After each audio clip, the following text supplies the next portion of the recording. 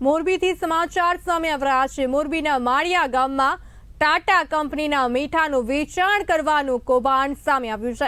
માળિયા police મથકમાં ફરિયાદ નોંધાઈ છે। કાનજી ચાવ નામના આરોપી વિરુદ્ધ ફરિયાદ દાખલ થઈ છે। ત્યારે મોરબીથી સમાચાર સામે આવી રહ્યા છે। મોરબીના માળિયા ગામમાં ટાટા કંપનીના મીઠાનું વેચાણ કરવાનું કૌભાંડ પ્રકાશમાં આવ્યું છે। માળિયા પોલીસ મથકમાં ફરિયાદ નોંધાઈ છે। કાનજી ચાવ નામના આરોપી વિરુદ્ધ ફરિયાદ નોંધાઈ છે। વિનોદ કુમાર શર્માએ ફરિયાદ નોંધાવી છે। પોલીસે 65,000 ખાલી બેગ કબજે કરી સમગ્ર મામલે પોલીસ તપાસ હાથ ધરી છે।